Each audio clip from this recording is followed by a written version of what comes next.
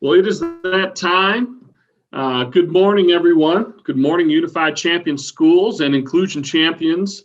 For those of you that don't know me, my name is Dan Egan. I am the Senior Director of Program Leadership for Special Olympics Michigan.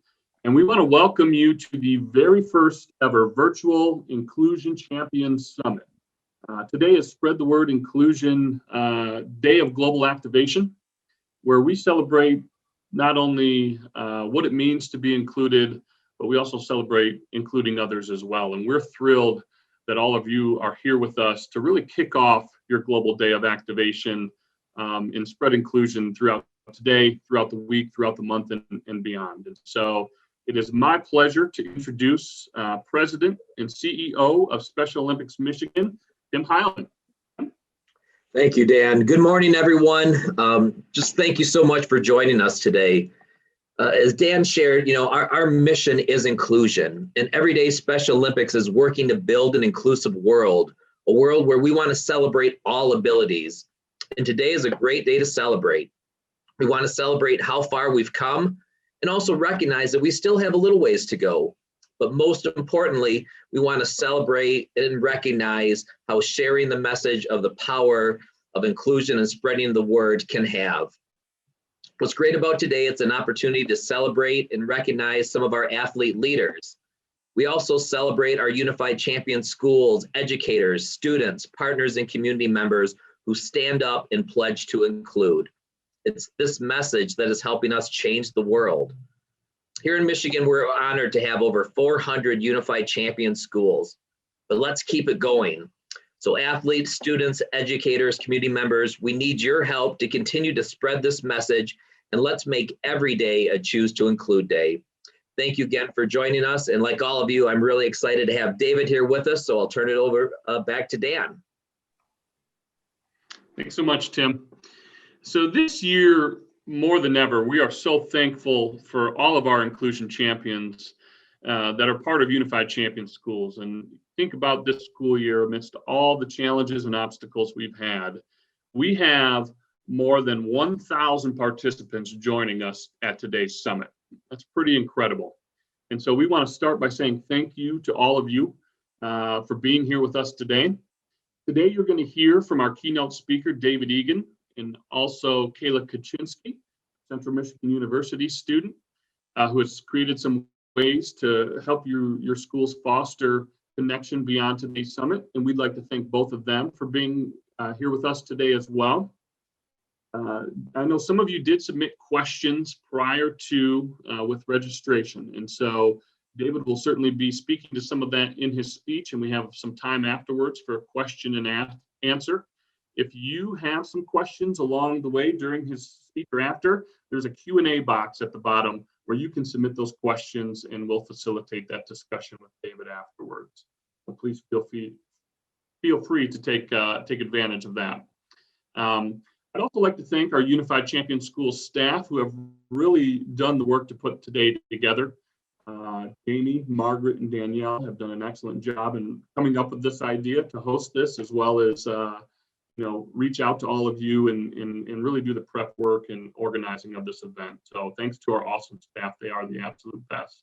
And so at this time, I'm going to introduce one of our staff, Danielle Arnold, our Unified Champion Schools coordinator, who made a connection with David previously. And so please welcome Danielle. All right, thank you, Dan. I am so excited to introduce our speaker today. The first time I heard from him was years ago in a YouTube video where he spoke on Capitol Hill about the employability of people with intellectual disabilities. The second time I heard from him was during Special Olympics Capitol Hill Day 2019. During a trip filled with special meetings, presentations, and powerful speeches, this man stood out. His story, knowledge, and passion spoke directly to my heart, and I am sure they will do the same for you today. It is my pleasure to introduce David Egan. Welcome, David. Good morning, everyone. Thank you for inviting me to your first Unified Champion Schools Virtual Inclusion Summit in recognition of Spread the Word Inclusion Day, a call to action. I want to take a moment to thank Special Olympics Michigan for sponsoring this event. I also want to offer a heartfelt special thank you to Danielle Arnold, who met me in DC and invited me to speak today.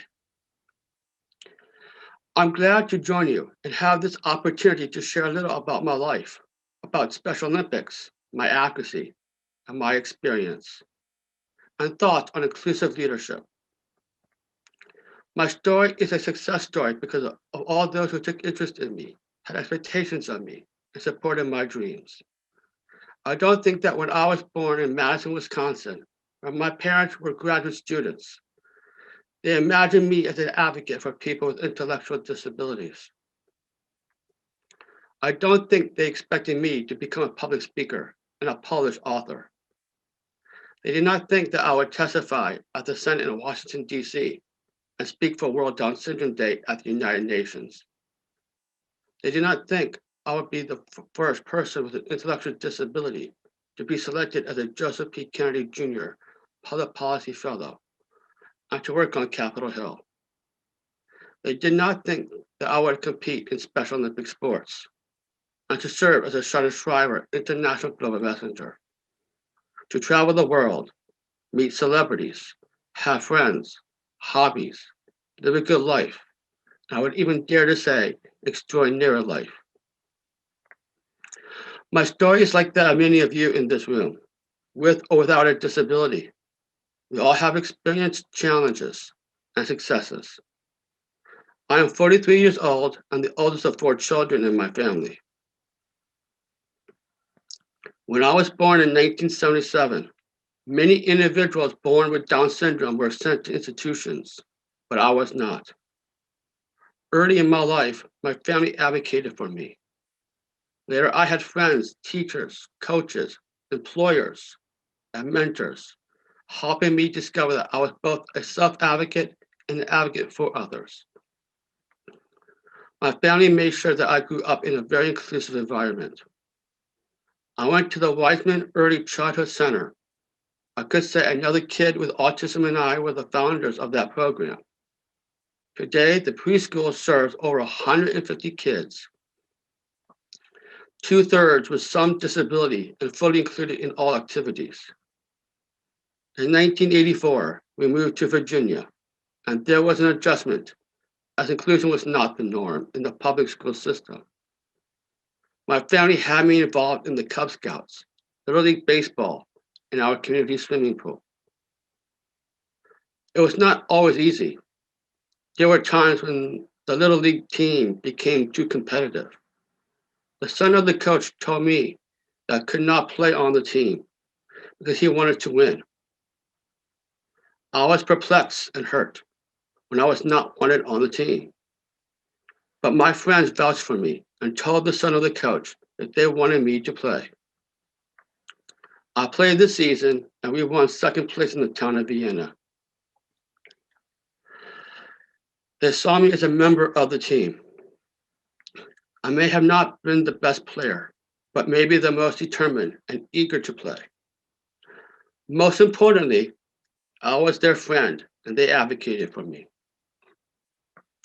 In elementary school, I experienced some inclusion, but at that time, that was not the norm. Ms. Zola was the best teacher who took a chance on me. She advocated for me to be included in the regular 6th grade classroom field trips. She took me with her when she partnered with Special Olympics fundraising events. She had me speak to banks, businesses, and multiple donors. She triggered in me a journey of advocacy. She even asked me to write the prologue to her book, Simple Successes. After high school and vocational training at the Davis Career Center, I got a competitive job with Booz Allen Hamilton, an international consulting firm, and then with CBRE, an international real estate company. I was a clerk in the distribution center. I worked for almost 20 years in the same building. I was fully integrated in the workplace. I always say I was one of them and not one among them. I was my own self-advocate with a great mentor who took me seriously and a network of supporters. Everyone wanted me to succeed, and I was a member of the team, involved in all the activities of the firm. My company did not only care for my employment, they also sponsored my advocacy work and the causes that matter to me.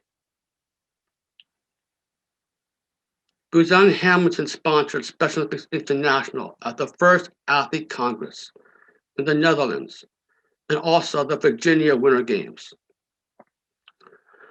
CBRE supported me when I was selected to serve as a Joseph P. Kennedy Jr. Public Policy Fellow. I was secured with a full-time job with all of the benefits after my one-year fellowship. In all of my jobs, I had good employers. They understood the causes of people with disabilities. As you may have guessed, I love sports.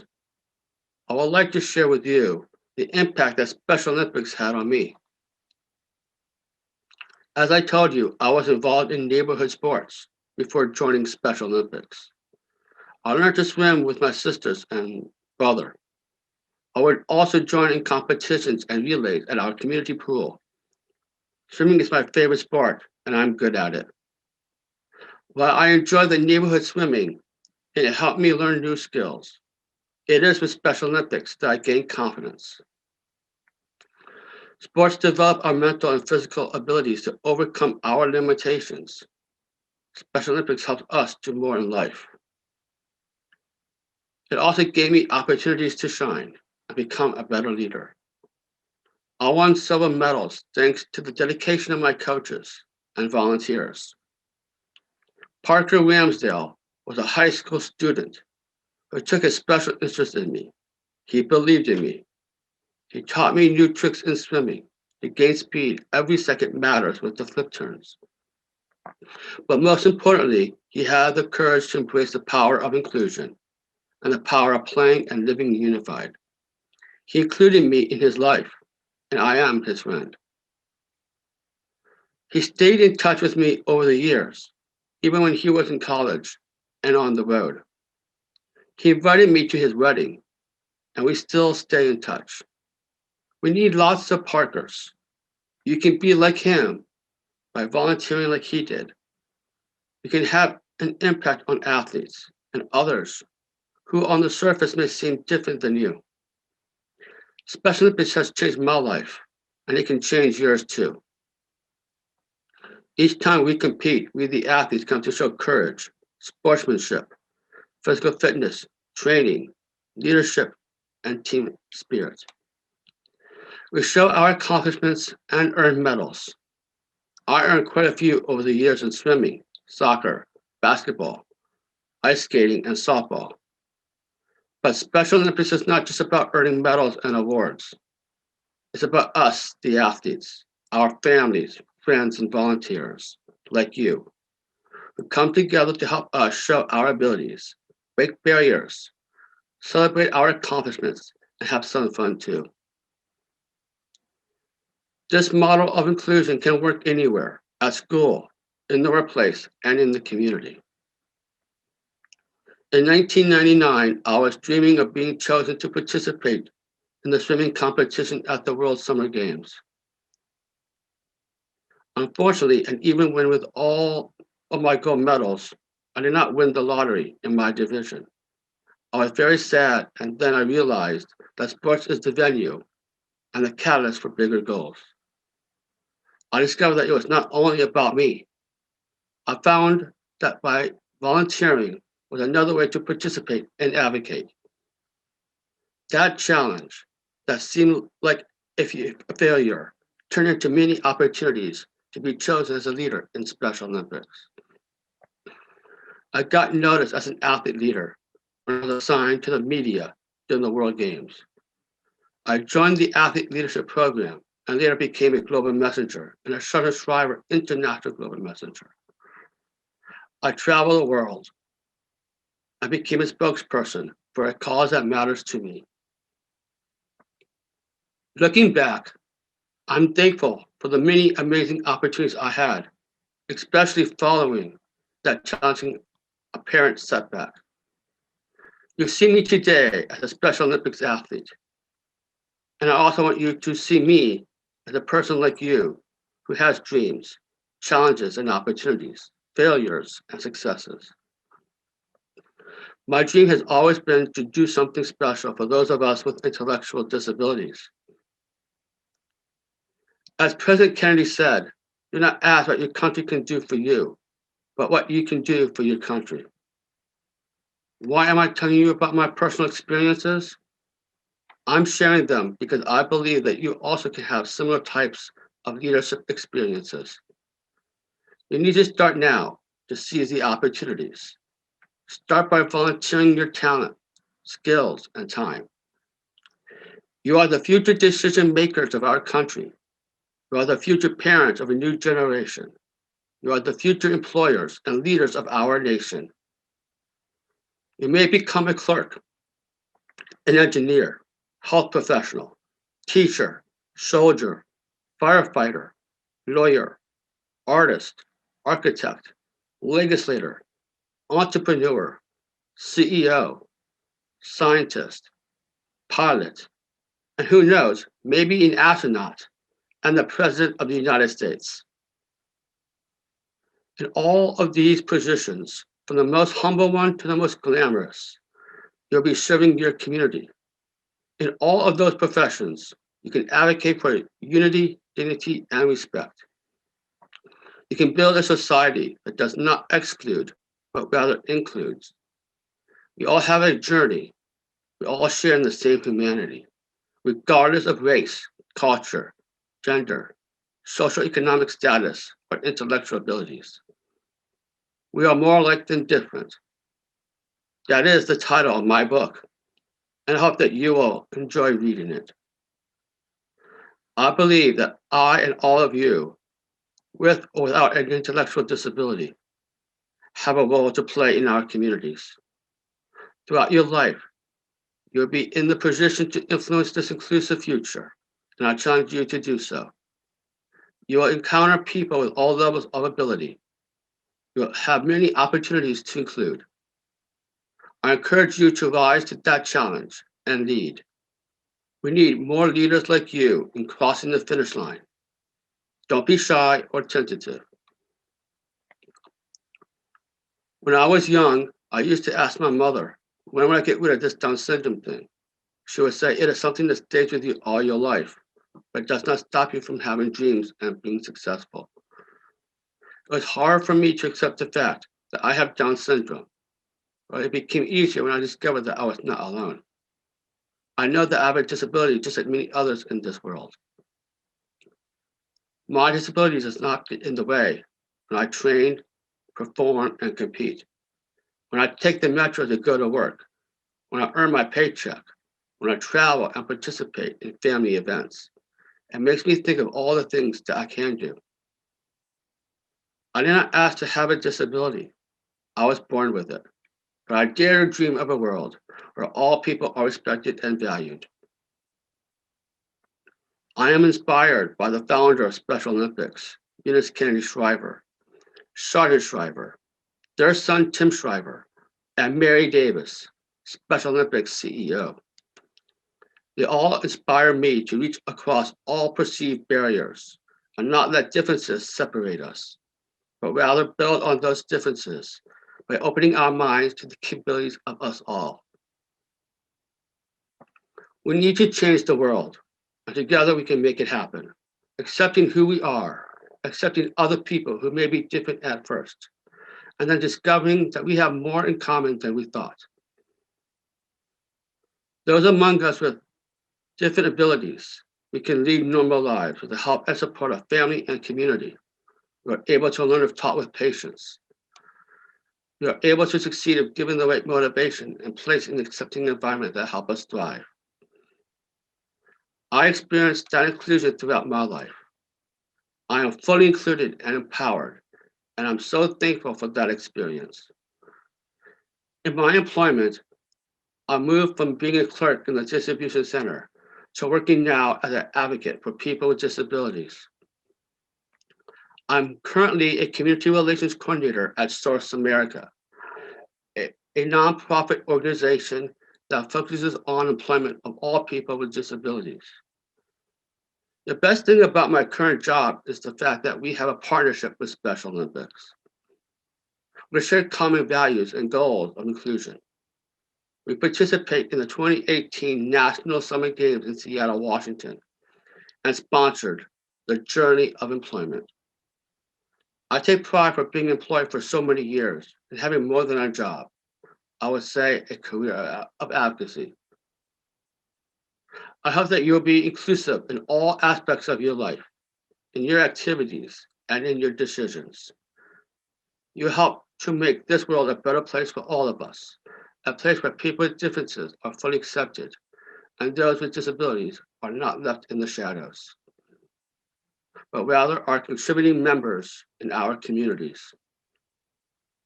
Discover your own advocacy, and remember, we are the voice promoting respect and inclusion. We can be leaders, serving as spokespersons. We represent our community. Hashtag play unified. Hashtag work unified. My interest in human rights, justice, and equality is very strong. I believe in the opportunity for each person to have choices and reach full potential. Having Down syndrome does not define me as a person. We all want to be accepted for who we are and given an opportunity to succeed like anyone else. Each one of us is an individual with unique gifts and capabilities. Dream with me of a world where people are respected and encouraged to succeed. We all matter. We all are a part of a global movement dedicated to overcoming stereotypes and breaking down barriers. Our dream is a dream of advocacy. We need to boldly go where no one has gone before, charting a new course to ignite the dreams that belong to all of us. We want to imagine the possibilities. We want to be included at all levels of our society. Inclusion should be a way of life. And as I said earlier, a disability does not mean no ability. Let us remember that in our advocacy journey, we need champions from every sector of our society, in every city, in every state, to raise awareness and promote social and economic inclusion, to protect our human and civil rights. This is what the founder of Special Olympics, Eunice Kennedy Shriver, told the athletes over 50 years ago. You are the stars, and the world is watching you. The right to play on any playing field, you have earned it. The right to study in any school, you have earned it. The right to have any job, you have earned it. The right to be anyone's neighbor, you have earned it. Remember, you are leaders. Keep dreaming. I'm a Star Trek fan. And as Officer Spock would say, live long and prosper. It's not enough to live long. Our quality of life also matters. Spock also teaches us that our differences make us awesome. No two of us are the same. While we all are special in many ways, we also share in the basic human needs and aspirations. I hope that in some small way, that by participating in this event, you will leave determined and ready to strengthen and extend your advocacy. I hope that by the end of this session, you'll be confident and ready to make an impact wherever you go and at all times throughout your journey. Let us together make sure that we promote respect and dignity. That should be the norm and not the exception. Together, we can break down barriers. Be ready to seize each opportunity to self-advocate and advocate for others at all times. So are you ready? Are you ready to make an impact, to change hearts and minds, to be a leader, and to advocate? In closing, I challenge you to discover what unifies us rather than what divides us. Focus on human rights, human dignity, respect, and inclusion. Take a stand, change the words, and lead on. Remember, I started my talk with, this is a call to action. Pledge to spread inclusion. Discover the path to advocacy that best matches your interests and needs. You can discover your hidden talents by charting your own course. You must believe in yourself. You are in charge of your life and of your community.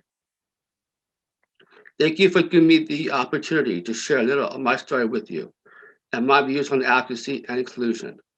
My very best wishes to all of you in your journey. Thank you all.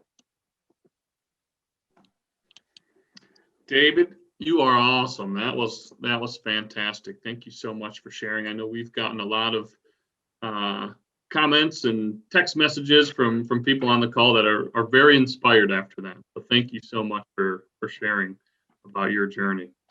So again, I just want to remind everyone, we're going to take a little time here for some question and answer with David. If you have a question for him, feel free to drop it in the Q&A box or the chat. We've got a couple here queued up. I know you showed a picture of all your medals that are behind you. You can't see them in the screen right now, but somebody wanted to know how many medals you have from Special Olympics. Well, I can tell you it's hard to count. What I can say is about 300 medals per se. That's incredible. That's awesome. And throughout all the medals I've had, some of them were gold, silver, and bronze. I also have ribbons as well too. When I was a child. And okay.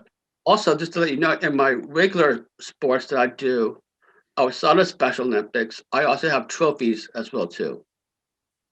Awesome. Very cool.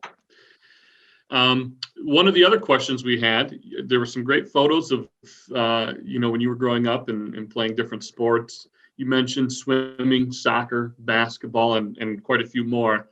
What is your favorite sport and why? That's a very good question. Thank you for asking. The reason I thought that question was great, because I can tell you, swimming is one of my favorite sports. But I can also honestly tell you, I am no Michael Phelps. You looked like it in the photo. Those are some great photos. Thank you. But I also like basketball as well. One thing I did not mention is that I also took up bocce. Okay. And I did not expect I was going to do that and win a medal at the same time. Out of nowhere, I could tell you, it was a close game. But when I made my turn was up, I was so close. I thought I had it, and I did. And I was very proud of winning a gold medal in a new sport that I haven't tried for some time competitively in Special Olympics. That's awesome. So first year playing bocce, close game, and it came down to the end, and you got it done for gold. Yes. That's awesome. And also in my other sports, I was also close as well too. And that's why I always like the resilience of our athletes in Special Olympics everywhere. You always make it exciting. You always want the people around you to know, like, we are here and we're not going anywhere. So thank you. That's a perfect message. We had one of our participants write in, you have accomplished so much. What other goals do you have now? Well, there was something, and you may want to know about something I've done. And that was my book, More Like Than Different. So my goal is to go on a tour to sign books in conferences. So I wanted to make sure that all of you know about my goal for this. And I know it's going to be hard at a time that we have now, but I am determined to see this through to the end, that just because we have so many different goals to do and a limited way of expressing ourselves. So I'm asking all of you to help me with my goal, to take this book far and wide as possible as you can and share it with your network. Thank you very much. That's fantastic. Thank you. And I think, we've got, when you make your book tour into Michigan, you've got 1,000 fans that'll probably be there ready to come see us. So that's pretty awesome. I also have, if you don't mind, I have a family friend of mine, and she is from Michigan. So just want to give went to the university there, and so I just want to give a special shout out to her. Great. Well, you've got some friends here, and you've got some fans here too now. Another participant asked, when you were younger, what was your dream for when you grew up? What did you want to be when you grew up? Well, at that age, I never thought I could do the things I'm doing now. I think it's hard to really think this. It's hard for me to think this through, but it took me a while to know that is possible. And hopefully I can make it realistically as possible as I can. So everywhere I go, I'm always reminded of the great work that we do. And I think that's always going to be something that will stay with me, with my family, my friends back home, and my relatives as well too. And so just want to let you know that all of this comes down to like a sense of pride, a sense of knowing that there's something great happening. That's awesome. We also had the question, this is your first book. Would you ever write another book? It is a thought. Thanks for asking. I could if I really put more time and effort into it. When I did my first book, it took a while for me to organize my thoughts and the huge volume of paper I have collected over the years. And I can tell you, my mom taught me quite a bit on this. So as I sort through what topics to touch on in the book, I can tell you by reading the book, you'll be interested in the experiences that I have gone through myself. And also look at it differently. Look at it how it applies in your life too. And visualize me in your life as you navigate your journey. That's an awesome message. We've had a few people ask, whether it was at Capitol Hill, you're kind of a big deal. It seems like you've met a lot of very important people. Who was either maybe somebody that you were excited to meet, or that you were kind of starstruck by as you've kind of gone through a lot of your important meetings and greetings that you've had? Well, there are too many of them, so I'm not sure where to begin. But I'm often reminded about how many great supporters we have in Special Olympics, without question. They go out of their way to meet us, to interact with us, to spend time with us, get to know us better. And in return, we get to know them as well too. So what I can say to all the interesting people that I have met, like you said, I can honestly say, if there was an influential person that I'll look to, I probably would say someone that I have met, I would come across would be, I have it on the top of my head, it's just not there yet. It's just gonna take me a while. And that was to meet Vanessa Williams and Michelle Kwan. But that's just to name a few. I know there's many others like them, but I can tell you, I also have met some other tall athletes, taller than me in some ways, I can tell you. So those I would say would be Matambu, Sam Perkins, and there's so many I can pick out of. So those just are a few.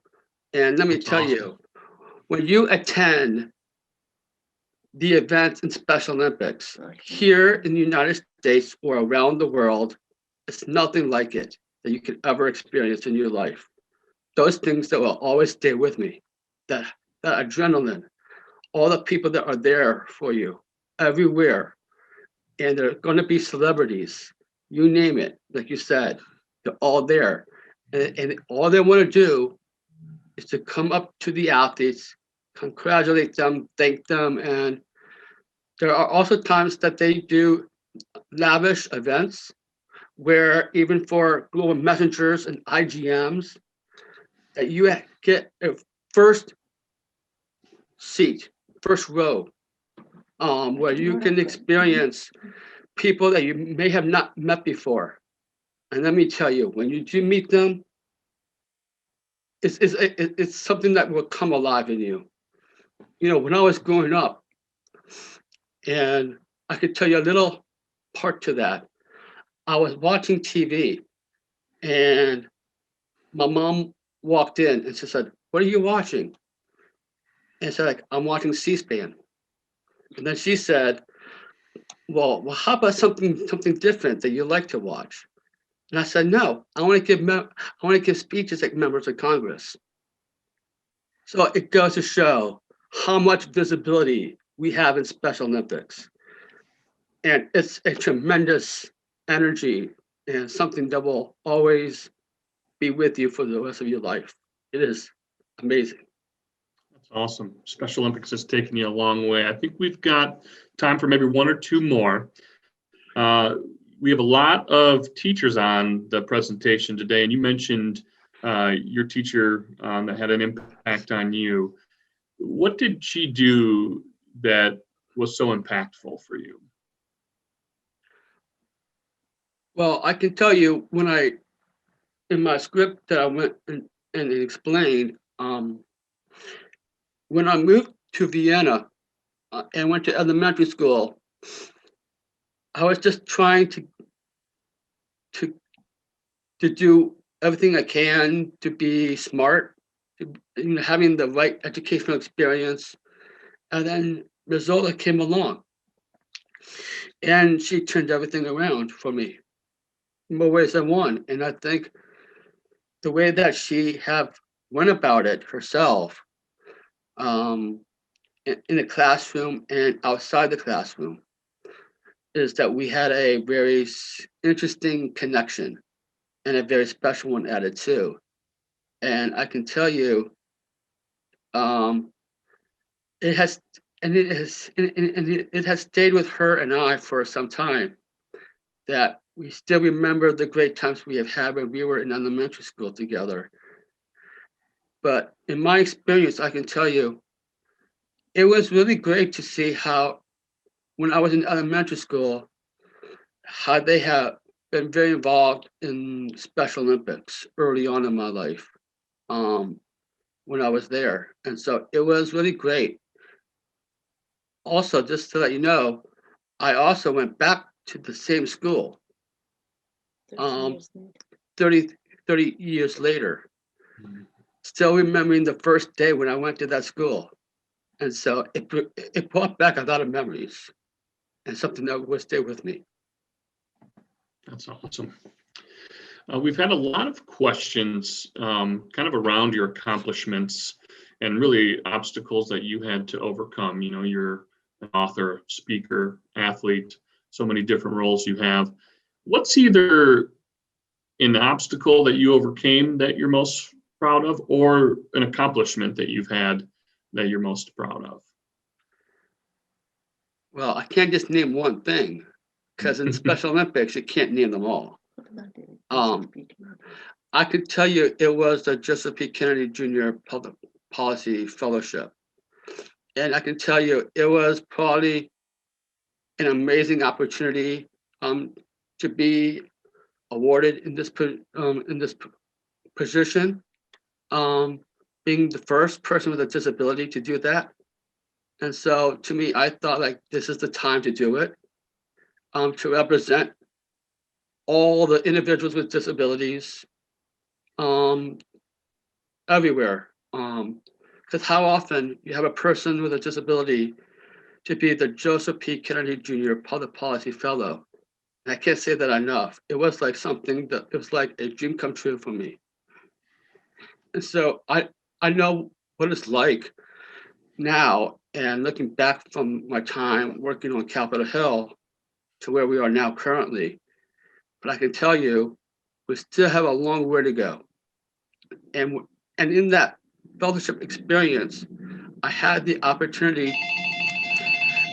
also had the opportunity to work with congressional staffers. And because, every time there's a member of Congress that comes through, you always want to be ready for them at all times. So that's why. And every day I am always reminded that we have something called Capitol Hill Day. It's like, wait a minute, I remembered this office. I remember the people that I talked to. And I think that's something that will stay with you. Because once you establish that rapport with them, it will stay with you. And also sometimes in Special Olympics, they always have like another event after a long day on Capitol Hill at a hotel. And they just have like an evening together, reporting back of what we have done when we were on the Capitol Hill, having to ask questions, and also just continually impressing more people to be energetic, actively involved in the advocacy work that we all do collectively. Right. Thank you so much for sharing, David. Anything else you'd like to share with our teachers and students that are part of today? Sure, I will. And I wanted to show you it too. Okay.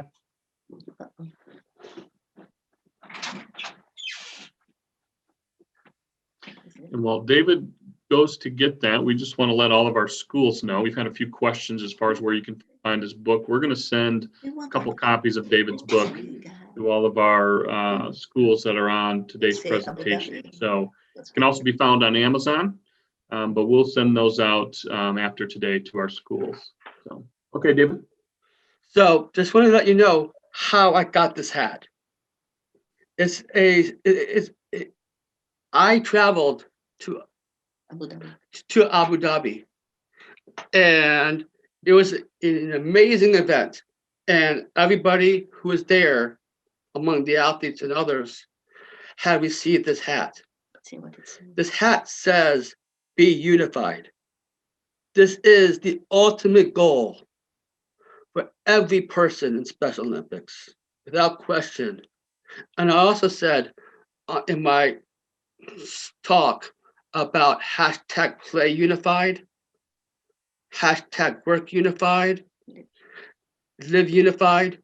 Those are slogans that Eunice Kennedy Shriver has used in her quote over 50 years ago. So we can check that off.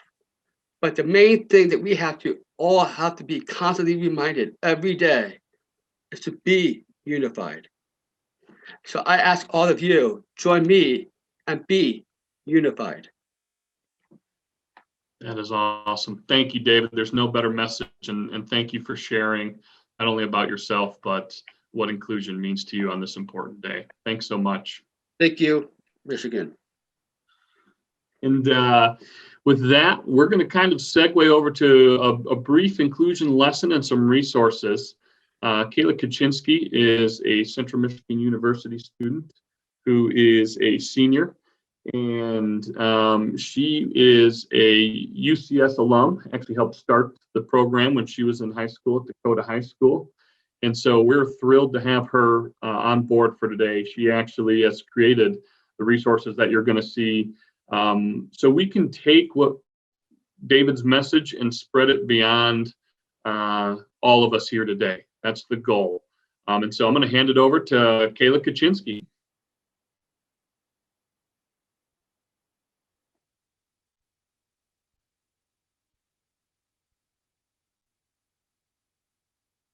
And you're still muted, Kayla.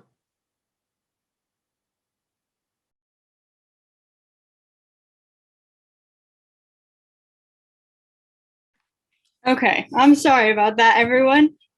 Jamie, for some reason, when I request remote control, I don't have my mute button or anything. So could you potentially advance the slides for me? I can tell you when to do so. With that, great start, everyone. Hello, as Dan said, my name is Kayla Kuczynski, and I'm a student at Central Michigan University. And my favorite part of the year is whenever I have the opportunity to work with Unified Champion schools and be able to talk together about how we can be better, more inclusive leaders in our community. So today we had the opportunity to hear a little bit more about David's story, and he urged us that his talk was a call to action, meaning that today we're not just going to talk about inclusion, but we want to mobilize ourselves and be able to leave today knowing how we can step up and be more inclusive leaders. So Jamie, if you can advance the slide. To start off, I just wanted to take a second, and like David said, today's a call to action. So I want to take a second to brainstorm what we can be doing to be more inclusive leaders. So if you're in your schools right now with other students, feel free to turn to the person next to you and brainstorm some ideas on what you could be doing to be a more inclusive leader. If you're at home by yourself, feel free to jot down a note, maybe write a note in your phone, and just take a second to brainstorm what that action item could be, something you could do. Once you've thought of something, feel free if you want to share in the chat so we can all grab some ideas from each other on what we can be doing after today to be more inclusive leaders. I'd love to see what ideas you're coming up with. So I'll give you a second to think, maybe throw some in the chat, and then we can talk about it a little bit.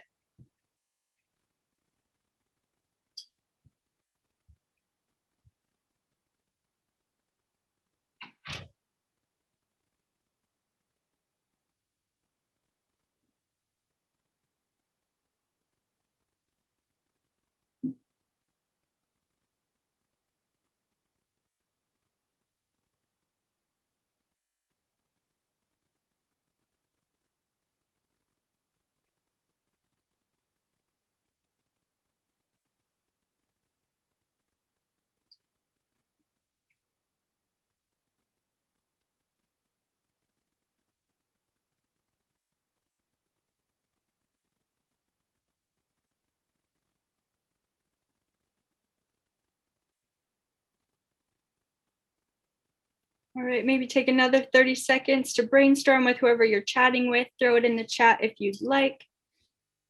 I love what I'm seeing, being helpful to others in need. That's a great way to be inclusive. Thanks for dropping that in there.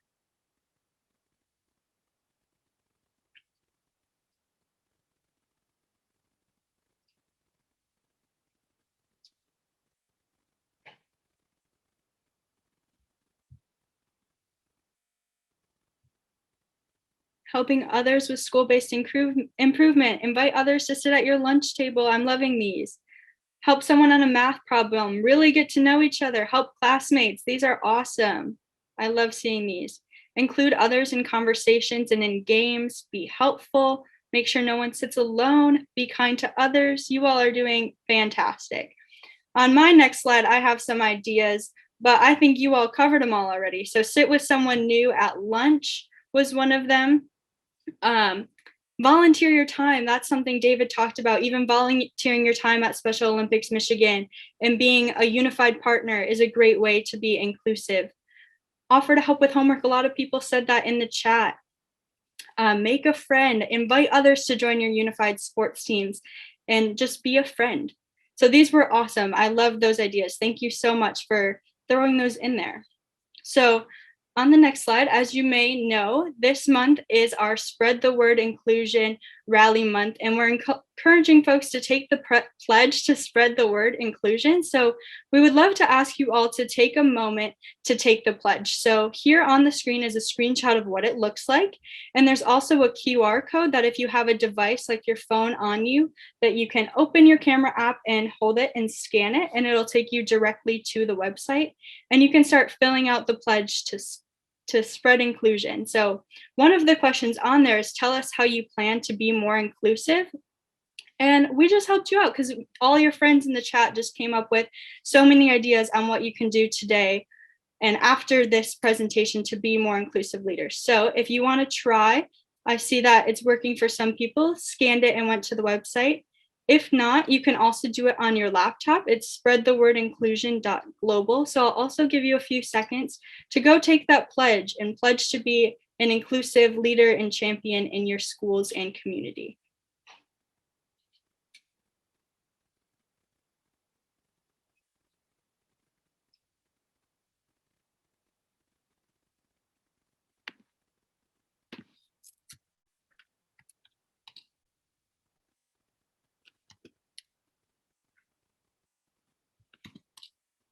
Oh, yep, me and Dan both just dropped it in the chat. For those of you who would like a link instead, so you can do it on your laptop or the device that you're on, feel free to click it in the chat or scan it, the QR code on your screen.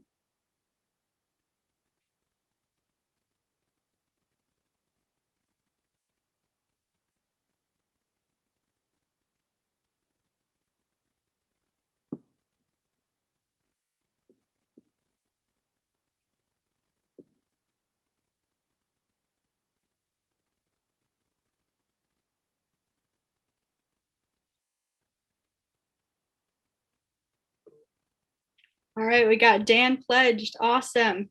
Once you've made your pledge, drop it in the chat and let us know that you're a champion of inclusion and you are taking the pledge. If you can't get it to work, it's no big deal. Nice, we got some in the chat.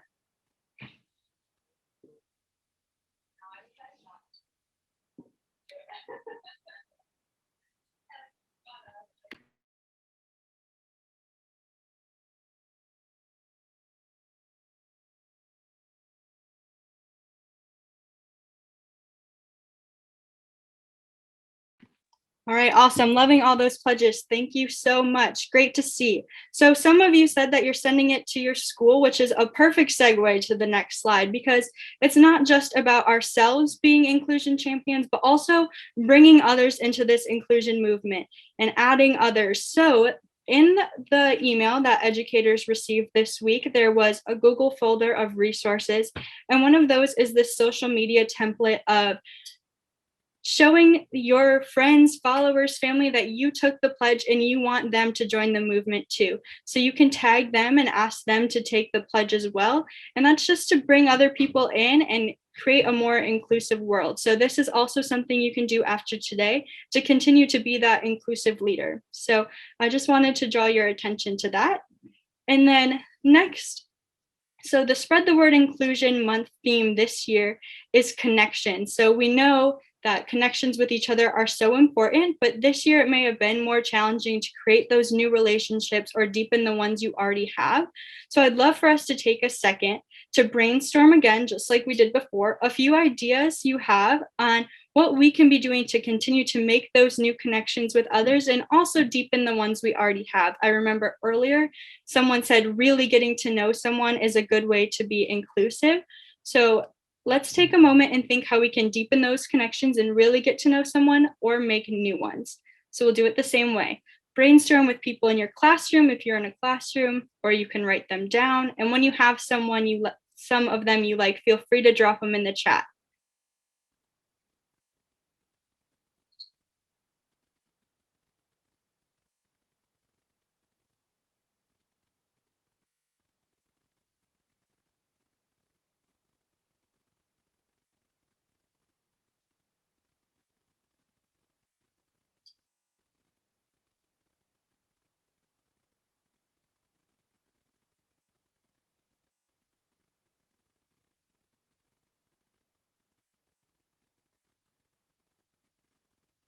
Penny says, talk to them from a safe distance. Absolutely.